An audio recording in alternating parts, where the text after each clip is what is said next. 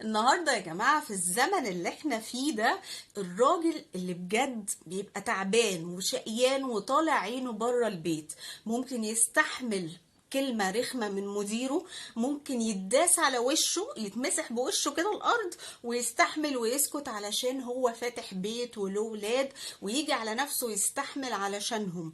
وعلى فكرة الراجل لما بيكون لسه شاب، لسه ما اتجوزش، لسه أعزب يعني، الكلام ده ما بيفرقش معاه خالص. يعني بيبقى مش فارق معاه هو اكل ما اكلش، معاه فلوس معهوش، هو شايل نفسه، مش مسؤول عن حد، هو لوحده. لكن اول ما بيرتبط بواحدة والواحدة دي تيجي بيته وتبقى مراته ويبقى مسؤول عنها، اولوياته بتختلف خالص. بيبقى رقم واحد عنده بيته، انه يكفي بيته، ثم مراته ان هو يكفيها ويساعدها، ثم نفسه في الاخر.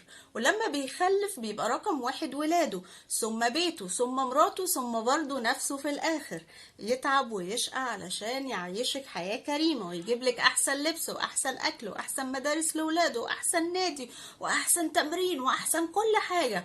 ورغم كل ده وبعد كل ده هو ما بيبقاش عايز اي حاجة من الست غير كلمة حلوة، كلمة تقدير، كلمة شكرا، كتر خيرك، ربنا يخليك لينا، ربنا يقويك، بس كده. ورغم كل ده في ستات بتستكبر انها تشكر جوزها، وكمان تروح تسد نفسه وتقول له جملة مشهورة قوي: هو انت بتعمل ايه يعني مختلف عن بقية الرجالة؟ ما كله بيتعب وبيشتغل، يعني ايه الحاجة المختلفة اللي انت بتقدمها علشان اشكرك عليها؟ طبعا الجملة دي كارثة، وبتسد نفسه على انه ينزل ويشتغل ويعمل اي حاجة، لان التقدير مهم جدا يا جماعة.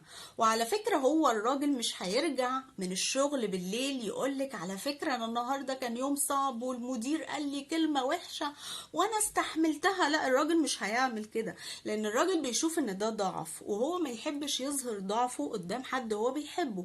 فمش هيجي يقولك انا النهاردة المدير جرحني وقال لي، لا، مش هيحكي لك اي حاجة. المفروض ان انت بتبقي فاهمة من نفسك وعارفة القرف والمشاكل اللي هو بيشوفها طول النهار في شغله، وعارفة ان الحياة بره البيت مش وردي. وخلي بالكو التقدير مش بس بكلمة حلوة، مش بس بشكرا وكتر خيرك وخلاص، تقدير كمان بالأفعال. يعني لما يرجع يلاقي لقمة سخنة، ده تقدير لتعبه طول اليوم الصبح. ولما يرجع يلاقي البيت هادي والدنيا رايقة، ده تقدير لتعبه طول اليوم بره. ولما يرجع يلاقيكي انت نفسك هادية، مش بتستقبليه بالمشاكل، واختك قالت لي وامك كلمتني ومش عارف ايه، ده برضو معناه ان انت مقدرة تعبه. فخلي بالكوا بلاش تستهونوا بتعب الرجالة اللي يمضي في الزمن ده بالذات، لان الدنيا بقت صعبة قوي يا جماعة. اللي عايزة تحافظ على بيتها لازم تقدر جوزها.